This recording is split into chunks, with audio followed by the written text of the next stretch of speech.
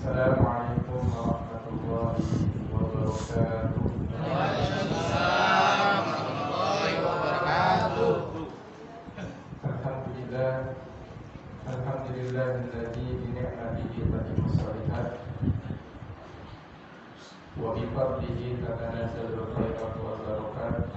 Asyhadu an la ilaha illallah wahdahu la syarika lah wa asyhadu anna Muhammadan abduhu wa rasuluh. Allahumma shalli wa sallim wa barik ala nabiyyina Muhammad wa ala alihi wa sahbihi wa man tabi'ahum bi ihsanin ila yaumiddin. Amma ba'du. Qala ta'ala fi kitabihi al-karim. A'udzu billahi minasy syaithanir rajim. Ya ayyuhalladzina amanu taqullaha haqqa tuqatih wa la tamutunna illa wa antum muslimun. Shadaqallahu alazim. Alhamdulillah, yang kami hormati para asatidz dan para sesepuh, musyawarah tugas, dan juga para hadirin dan hadirat. Bu, masih hidup? Masih, alhamdulillah. Alhamdulillah, kita bersyukur kepada Allah yang dengan nikmatnya kita bisa diberikan kehidupan oleh Allah di bulan Ramadan ini. Bulan Ramadan adalah bulan yang Allah muliakan di antara 11 bulan, 12 bulan yang ada. Satu bulan Allah muliakan. Begitu juga dengan Yusuf, dimuliakan Allah dari 12 bersaudara. Nabi Yusuf lah yang paling mulia. Begitu juga Nabi Muhammad SAW. Di antara Nabi Rasul yang paling mulia adalah Nabi Muhammad SAW.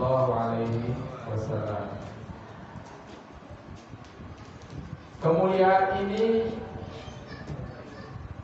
diberikan Allah Subhanahu wa taala karena bulan Ramadan adalah bulan yang diturunkannya Al-Qur'an. Bulan yang diturunkannya Al-Qur'an sehingga Al-Qur'an itu menjadi rahmat bagi seluruh alam. Ya. Kalau Al-Qur'an mau jadi rahmat Allah, karena rahmat Allah itu sangat-sangat luas sekali, ya. Dibandingkan rahmat Allah di akhirat nanti itu lebih luas lagi. Di dunia ini cuma satu rahmat doang diturunkan Allah. Tapi nanti di dunia, di akhirat nanti itu 99 rahmat Allah ada di sana. Tapi yang 1%-nya Allah turunkan di dunia.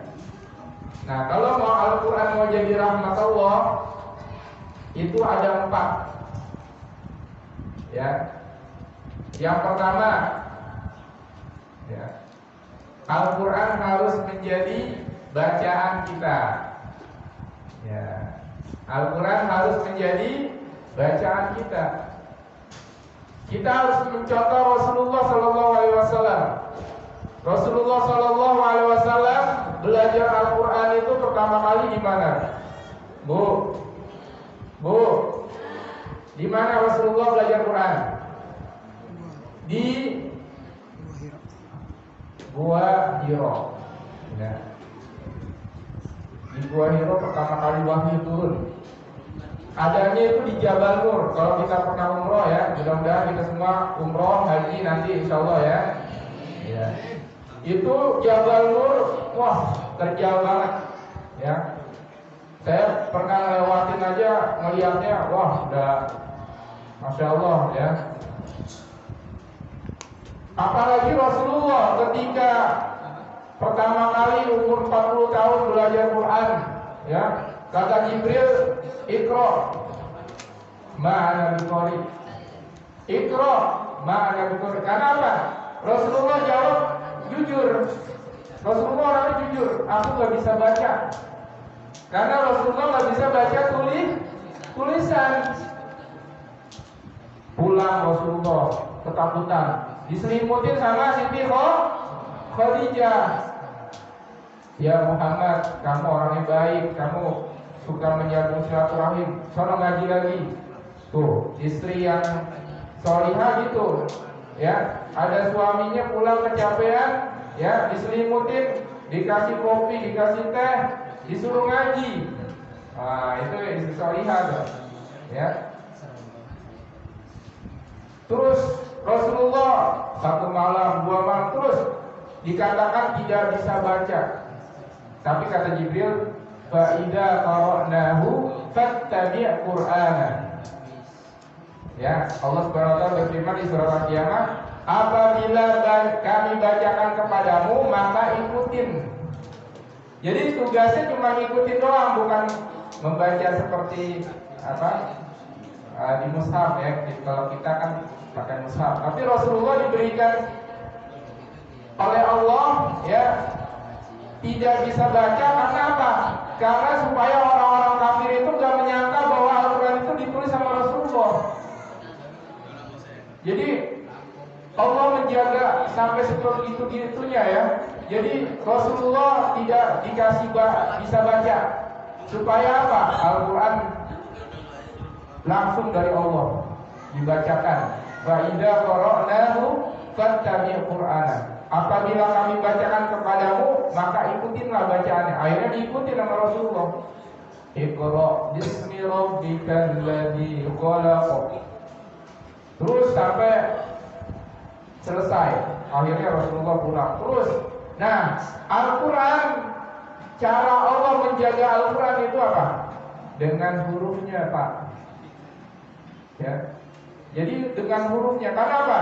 Man qara'a harfan min kitabillah falahu hasanah. Rasulullah nggak bilang man qara'a ayatan falahu hasanah. Enggak. Rasulullah bilang satu huruf. Siapa yang baca satu huruf maka dia dapat kebaikan. Wal hasanatu bi asyri amsalihha. Jadi ketika kita baca Al-Quran, ya kita latih terus huruf-hurufnya, ya kita bagusin huruf-hurufnya, dan itulah yang menjadi ibadah kita, kebaikan kita nanti. Bayangkan siapa yang bisa ngitung Bismillahirrahmanirrahim ada berapa huruf? 19 huruf. Berarti kalau misalnya Bismillahirrahmanirrahim kita baca udah 190 kebaikan. Tuh huruf-huruf Al-Quran seperti itu. Ya, kalau kita buang sampah itu satu kebaikan. Berarti kita udah membersihkan 190 sampah, sama aja dengan kita baca Bismillahirrahmanirrahim. Terus kalau kita baca ya makhluk yang kita menyebut makhluk yang dilaknat oleh Allah itu di Al-Quran malah dapat pahala. Coba baca a'udzubillahi minasyaitonir rajim. Baca a'udzubillahi minasyaitonir rajim, di situ ada kata setan, kita malah dapat pahala. Ya. Bahkan Al-Quran kalau misalnya tadinya di tulisan di kambing ya, di kulit kambing kalau misalnya hidup gitu ya, itu biasa aja. Tapi kalau udah ditulis ayat-ayat Al-Quran, wah dijual jadi mahal ya. Itu yang pertama. Jadi Al-Quran menjadi bacaan kita. Yang kedua, Al-Quran menjadi ilmu. Ya, ingat kisah Nabi Sulaiman. Ya, kisah Nabi Sulaiman ketika Nabi Sulaiman memanggil semua pembesar-pembesarnya atau murid-muridnya, ya. Ya ayyuhal mala'u ayyukum ya ya'tini arshuha, ya. Hai pembesar-pembesarku, siapa yang bisa mendatangkan singgasana ratu siapa? Ratu Bilqis ya. maka datangkanlah kepadaku sebelum ratu itu datang kepadamu nanti dalam keadaan muslim. Ya, kalau udah dalam keadaan muslim nanti nggak hebat lagi Nabi Sulaiman. Karena Nabi Sulaiman ini raja di antara 4 raja yang muslim. Jadi kata Rasulullah 2 raja dunia itu yang 2 kafir, yang 2 muslim. Ya, yang 2 muslim itu Nabi Sulaiman sama siapa? Dzulkarnain. Yang 2 kafir, Namrud sama Bukhtanasar kata Rasulullah. Nah, Nabi Sulaiman ini raja. Bahkan ya, ketika Nabi Sulaiman menyuruh para pembesarnya itu untuk mendatangkan singgasana, datanglah Ifrit. Qala Ifrit minal jin, ana atika bihi qabla an taquma min maqamik. Datang ke Ifrit dari jin, dari golongan jin. Kata Ifrit, ini cepat banget nih. Aku akan mendatangkan singgasananya secepat waktu dari duduk sampai kamu berdiri. Ya, kata Ifrit, wa inni laqawiyyun amin. Aku adalah kuat ya dan terpercaya. Tuh kata Ifrit ya. Ifrit seorang jin, bangsa jin. Setelah Ifrit ada hamba Allah, wa qala alladziina 'indahu ilmun minal kitab. Nah, jadi dan dikatakan, berkatalah orang yang mempunyai ilmu dari Al-Quran. Kalau zaman sekarang Al-Quran, kalau dulu namanya Alkitab ya. Ana atika bihi qabla ayyartada ilaika tarfuk. Aku akan mendatangkan singgasananya secepat kedipan mata. Wah, Masya Allah, lebih cepat lagi ya. Dan perhatikan di situ, orang ini punya ilmu minal kitab. Jadi ketika Allah Subhanahu wa taala memberikan ilmu dari Al-Qur'an, maka dia akan bisa ya menembus ilmu-ilmu masa depan. Ya. Bayangkan zaman dulu kalau nggak ada yang bisa itu ya mendatangkan singgasana. Kalau zaman sekarang mungkin bisa ya, kita foto istana, kita share ke WA langsung, kedipan mata langsung sampai, ya. Tapi zaman dulu itu belum ada secanggih itu. Ya makanya Nabi Sulaiman ini, Masya Allah, dia mengajarkan begitu banyak ilmu. Ya, falamma ra'ahu mustaqiran 'indahu, ya, qala hada min fadli rabbi. Tapi Nabi Sulaiman hebatnya dia walaupun raja, dia pandai bersyukur, Pak. Ya, dia mengatakan hada min fadli rabbi.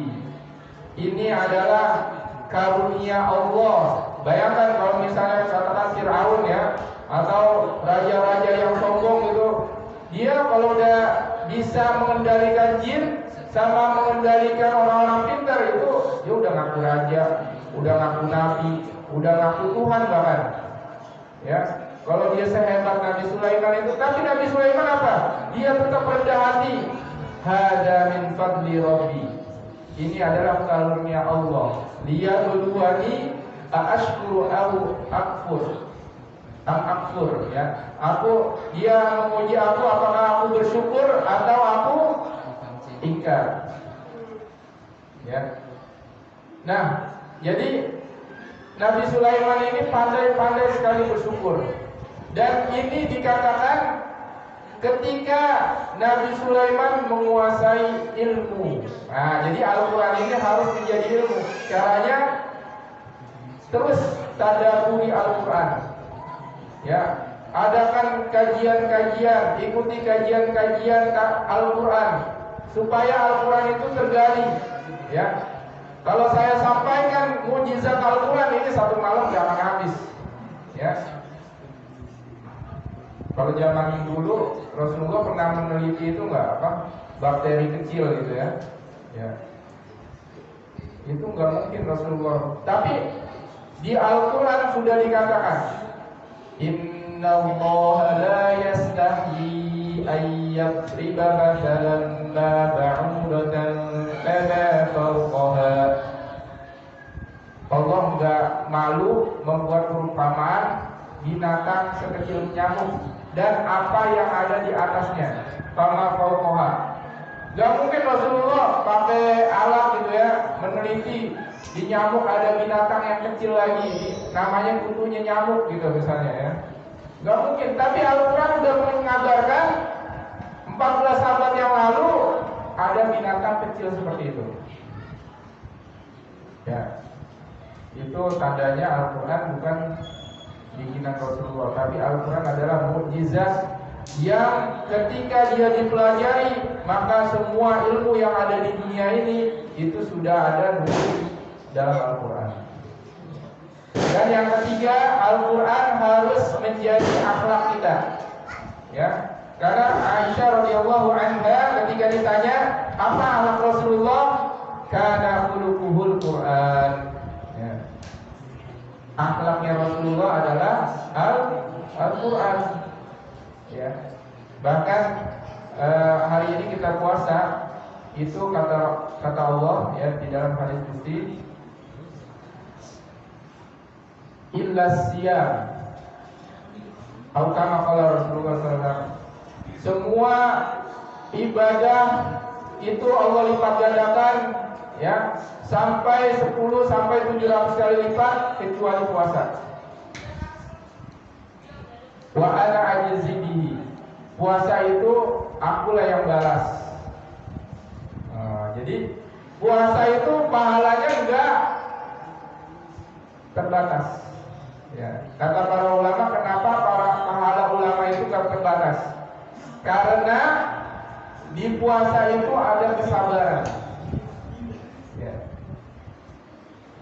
Coba perhatikan ayat yang mengatakan, ya, wa inna sungguh pahala kesabaran itu tidak ada batasnya, bi ghairi hisab kata Allah. Tidak, pokoknya unlimited kalau bahasa sekarangnya ya. Jadi tidak terbatas. Nah, inilah akhlak dari Rasulullah sallallahu alaihi wasallam, wa innaka la'ala khuluqin 'adzim. Ya. Kenapa Rasulullah sallallahu alaihi wasallam itu pahalanya mengalir terus ya? Itu karena Rasulullah akhlaknya bagus, dicontoh sama orang, ditauladani, sehingga pahalanya mengalir terus sampai hari kiamat. Nah, ini Al-Quran harus menjadi akhlak kita. Dan yang keempat, Al-Quran harus diajarkan. Ya, Al-Quran harus diajarkan di musola, di rumah, ya dimanapun juga Al-Quran harus diajarkan sebelum nanti datangnya hari kiamat. Ya, matahari terbit di barat, dari barat itu sudah Al-Quran sudah nggak ada lagi di dunia ini. Ya, makanya mumpung Al-Quran masih ada, kita baca, ya, kita jadikan dia ilmu, kita berakhlak dengan Al-Quran, ya, dan kita ajarkan Al-Quran. Kalau nggak bisa ngajarin Quran, bantu orang-orang yang mengajarkan Quran. Sekolah-sekolahnya, ya, TPA-TPA-nya, rumah Qurannya bantu, ya, dengan berinfak, dengan pokoknya membantu mereka dengan pengajaran Quran supaya apa? Anak-anak kita penerus ini supaya kuat, ya. Karena tantangannya itu masih ada lapisan-lapisan berikutnya, belum lagi datangnya Dajjal, ya, belum lagi huru-hara segala macam fitnah-fitnah, ya, kepemimpinan segala macam itu butuh, ya, yang namanya ahlul Quran. Ya, mudah-mudahan generasi kita, anak-anak kita, cucu kita itu semuanya hafal Quran semua. Ya, ada yang hafiz Quran, ada yang sekolah, ya, Al-Quran semuanya, masya Allah ya. Nanti kita mudah-mudahan bisa bermohon kepada Allah di bulan Ramadan ini, ya, semoga Al-Quran memberikan keberkahan untuk Indonesia, ya, dan Allah Subhanahu Wa Taala mengizinkan untuk pemimpin-pemimpin Indonesia ini para ahli Quran, insyaallah. Ya. Barakallahu li wa lakum fil Qur'anil azim. Aqulu qouli hadza astaghfirullah li wa lakum. Wassalamualaikum warahmatullahi wabarakatuh.